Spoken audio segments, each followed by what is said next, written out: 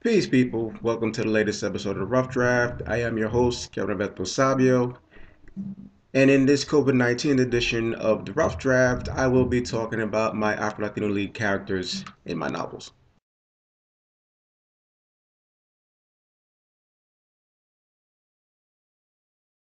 Now, I actually have several novels where the lead characters are Afro Latinos. The reason why I feel this is important is because of the fact of my own background.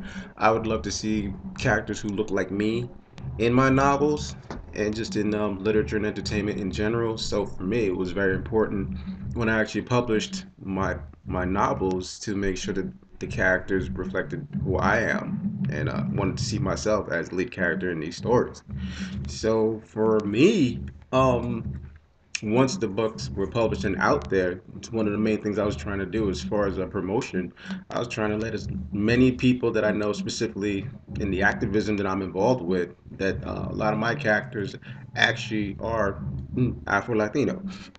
So one of my novels that I would like to talk to you about is Demure Nights.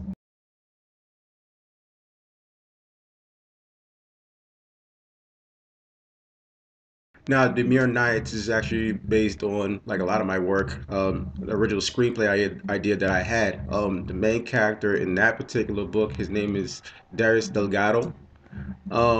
He is an out-of-work graphic designer who, in order to find a way to make ends meet, decides to work in the sex industry as a male escort. And so, the story itself is actually a little bit different from the original screenplay version, but one thing that I did want to make a point was making Darius an Afro Latino character. I mean, for me, it's just like it's not really about his nationality or his background or anything. It's really about you know, saying again, seeing us reflected as the main characters of these stories.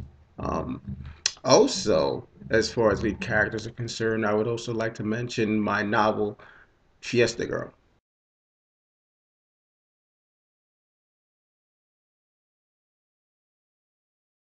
Now, with Fiesta Girl, primarily the entire cast in that particular novel is Afro Latino, specifically the main two characters, the male lead and the female lead.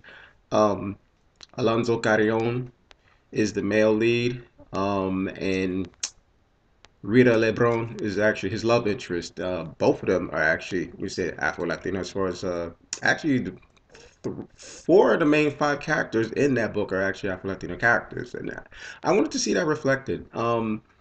Obviously, for those of you who watched, I'd say episode five. I was mentioning that when I actually originally created that screenplay before I turned into a novel, it was actually based on a number of songs I had written, and that sequentially speaking, the songs actually told a story.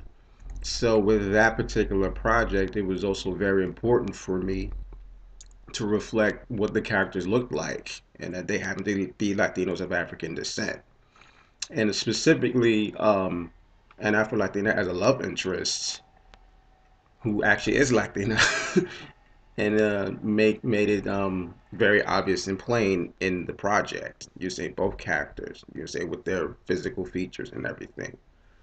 I would also, oh yeah, and another project where I have an Afro Latino lead character is Seductress Weber's Desire.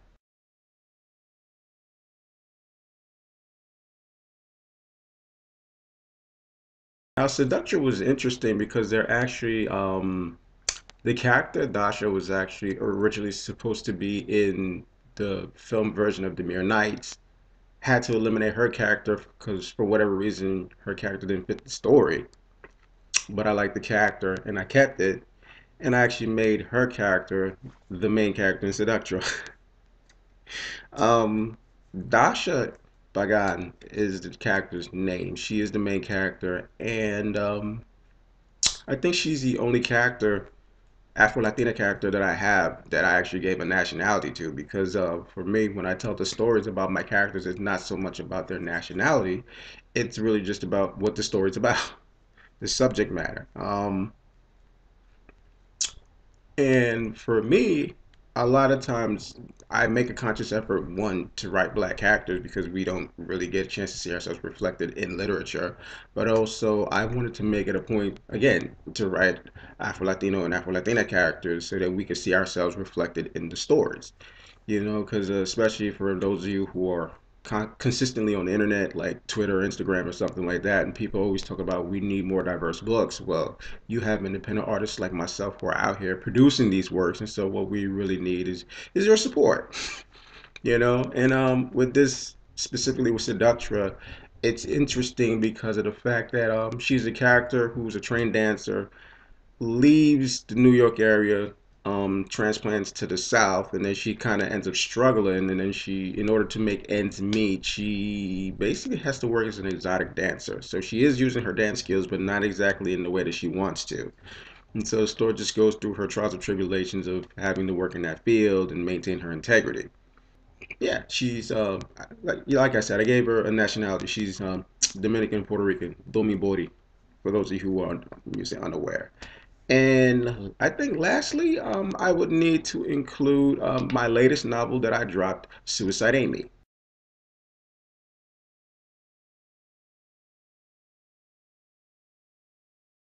Now with Suicide Amy, I'm very proud of that project. It was actually the very first screenplay that I'd written. And I definitely, from that very first point on, when did I write that? I believe I finished the first draft of writing that particular project in '94 as a film. You know, um, And I remember back then, you see, because of my you see, political leanings, I made a conscious effort to make her an Afro Latina character. And I wanted that to be something that was very relevant and important because, especially even back then, a lot of people, when they talk about suicide, it's issues of like women of color, especially black women, no matter your nationality.